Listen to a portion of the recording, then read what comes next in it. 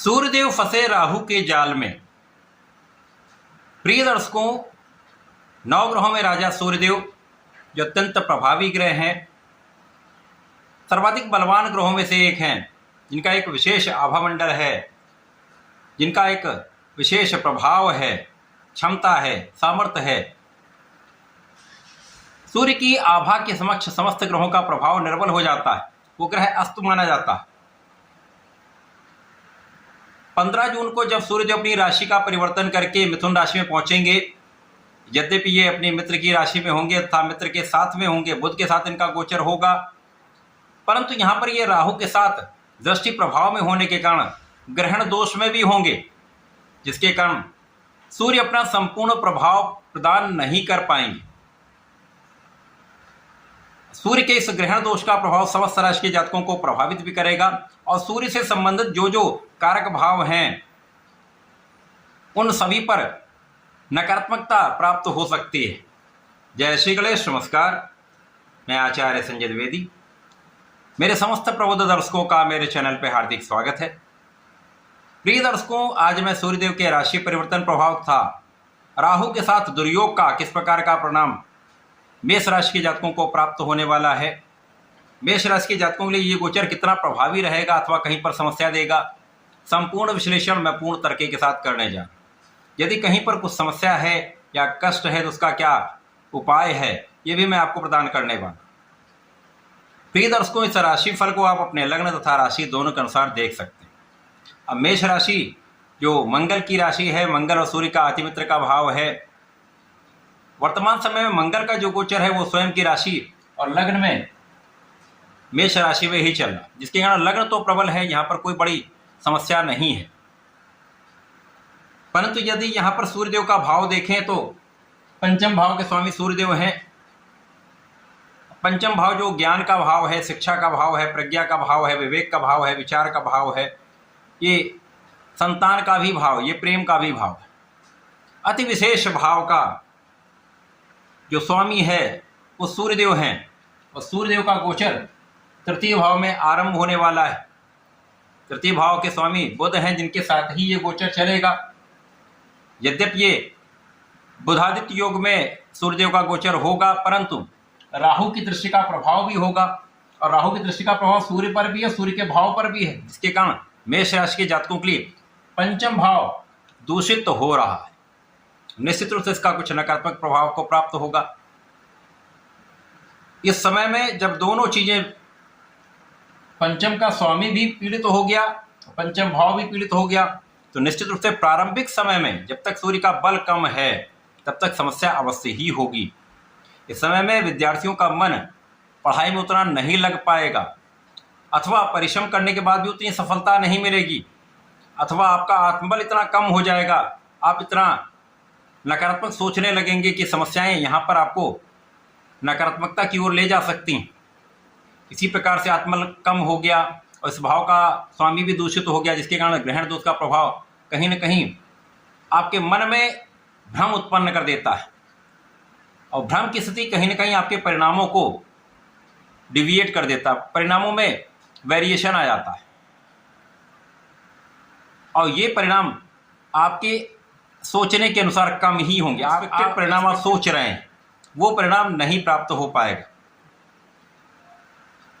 इस समय में पिता से भी कहीं ना कहीं उतना सहयोग नहीं मिल पाता है, अथवा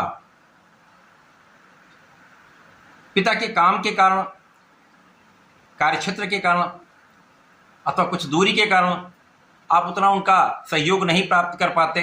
तो इस समय में आपको पिता का नित्य आशीर्वाद लेना चाहिए, पिता से नित्य बात करनी चाहिए, चाहे 5 मिनट के लिए करें, लेकिन बात अवश्य करें, उनका आशीर्वाद अवश्य लें। इसी प्रकार से समय में आपके कुछ मित्रों के कारण यहाँ पर कुछ समस्या हो सकती है। इन मित्रों के कारण आप किसी विवाद में फंस सकते हैं, अथवा इन मित्रों के कारण आपका माइंड डिविएट हो सकता है। जो आपको काम करना चाहिए वहाँ से आपका मन भ्रमित होकर किसी अन्य क्षेत्र में लग सकता है। इस प्रकार से आप अपनी ऊर्जा का संपूर्ण उपयोग नहीं कर पाएंगे, जो कहीं ना कहीं आपके लिए अच्छा प्रभाव नहीं देने वाला। मेष राशि के जातकों के लिए लग्न प्रबल है, यहाँ पर मंगल स्वयं बैठे हैं, जिनका प्रभाव चतुर्थ, सप्तम और आपके अष्टम भाव पर है। तो कुछ चीज़ों के परिप्रेक्ष्य में यहाँ पर ठीक है, जैसे आपका स्वास्थ्य ठीक रहेगा, आप परिश्रम तो करेंगे लेकिन परिश्रम का पूर्ण लाभ नहीं मिल पाएगा, ये अलग बात है।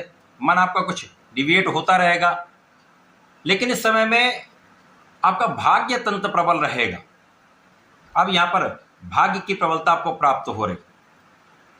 जैसे जैसे सूर्य का बल बढ़ता जाएगा, अंश बल बढ़ता जाएगा, सूर्यदेव निश्चित रूप से प्रभावी होंगे और सूर्य पर अधिक समय तक राहु का दुष्प्रभाव नहीं रहता, जिसके कारण भाग्य की प्रबलता आपको प्राप्त होती जाए। तो आपके कम परिश्रम के बाद भी आपको ठीक ठाक परिणाम, अच्छे परिणाम प्राप्त होते रहेंगे। यद्यपि वो परिणाम आपके मन के अनुसार नहीं होंगे, लेकिन बहुत नकारात्मक भी नहीं होंगे। और इस समय में आप धार्मिक बने रहेंगे, आप आध्यात्मिक बने रहेंगे। पिता का कार्यक्षेत्र बहुत अच्छा रहेगा, पिता के कार्यक्षेत्र से अच्छा लाभ तथा पिता के मान सम्मान में वृद्धि का योग बन रहा है। इस समय में भाग्य की प्रबलता के कारण आपको नौकरी की प्राप्ति अवश्य होगी। तो जो जातक नौकरी के प्रयास में लगे हुए हैं, निरंतर प्रयास कर रहे हैं, उनका ये काम बनने वाला है। अथवा जो लोग अपने व्यापार को बढ़ाने के लिए ऋण लेना चाह रहे हैं, लोनिंग कराना चाह रहे हैं, उनका काम भी बन सकता है। लेकिन इस समय में याद ये रखना है, किसी भी गलत संस्थान से, गलत जगहों से या व्यक्तिगत ऋण ना लें। ये कहीं ना कहीं आपके लिए समस्या का कारण बन सकता है। अच्छे संस्थान से, सरकारी संस्थान से यदि आप ऋण लेने का प्रयास करें तो काम भी आपका बन जाएगा। हो सकता है अधिक प्रयास करना पड़े, लेकिन काम बनेगा अवश्य और आप अपने कार्यक्षेत्र का विस्तार कर पाएं। इस समय में रोग पर नियंत्रण तो होगा, मौसम के कुछ रोग हो सकते हैं, अपने खाने पीने पर आपको नियंत्रण रखना चाहिए। फिटनेस पर विशेष रूप से ध्यान देना चाहिए और मन को एकाग्र करना चाहिए। आपको योगा प्राणायाम निश्चित रूप से करना चाहिए, ये आपके लिए अत्यंत आवश्यक है। इससे आपका मन भी भ्रमित कम होगा, आपके अंदर श्रेष्ठ ऊर्जा का प्रवाह होगा और ऊर्जा को आप सही दिशा में लगा पाएंगे। इस समय में भाई बहनों के साथ प्रेम अच्छा रहेगा, लेकिन मतभेद रहेंगे, यहाँ पर कोई संदेह नहीं। मतभेद तो है लेकिन आपसी प्रेम बना रहे। तो यहाँ पर वाणी को संयमित रखें, क्रोध को संयमित रखेंगे तो किसी प्रकार से कोई बड़ा कष्ट नहीं होगा। क्योंकि इस समय में संतान पक्ष पर भी राहु का प्रभाव है, संतान पक्ष के स्वामी भी दूषित हैं, जिसके कारण संतान के कारण आपको कुछ तनाव हो सकता है, संतान के स्वास्थ्य के कारण आपको कुछ तनाव हो सकता है, अथवा संतान की शिक्षा के कारण आपको कुछ तनाव हो सकता है। यहाँ ध्यान देने की आवश्यकता है। प्रेम संबंधों के लिए समय बिल्कुल भी अच्छा नहीं है, प्रेम संबंधों में धोखा ही मिलने वाला है। अतः इन संबंधों से दूर रहने का ही प्रयास करें। अपने कार्यक्षेत्र पर ध्यान दें, अपने पढ़ाई के क्षेत्र पर ध्यान दें, अपने प्रोफेशन पर ध्यान दें और इस समय में अपने व्यापार में पूर्ण परिश्रम करें। जो आप लक्ष्य निर्धारित करके काम नहीं कर रहे हैं, आपको लक्ष्य निर्धारित करना चाहिए। वेल प्लान्ड वे में आपको काम करना चाहिए। इस समय यदि आप प्लानिंग से काम नहीं करेंगे तो काम आपका होगा नहीं। तो आपको प्लानिंग बनानी चाहिए, चाहे वो आप नौकरी कर रहे हैं उसके लिए भी आप अपना एक डेली प्लान बनाएं, व्यापार के लिए भी अपना डेली प्लान बनाएं। उस अनुसार से आप काम करेंगे तो आप भ्रमित भी नहीं होंगे, किसी संकट में भी नहीं पड़ेंगे और आपका काम आगे कुछ समस्या के साथ ही सही, कुछ देर से ही सही, लेकिन बनेगा अवश्य, काम होगा अवश्य। इस समय में पिता के स्वास्थ्य में भी यदा कदा कुछ छोटी मोटी समस्या हो सकती है, ध्यान देने की आवश्यकता है।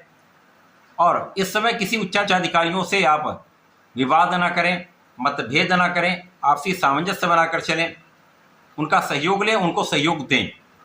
किसी प्रकार के विवाद से बचने का प्रयास करेंगे तो कोई बड़ी समस्या नहीं होगी। सरकारी नौकरी वालों को विशेष रूप से यहाँ पर कुछ विवाद की संभावना दिख रही है, उच्चाधिकारियों से कुछ तनाव की संभावना दिख रही है, या सरकार से, सरकारी तंत्र से आपको कुछ तनाव मिल सकता है।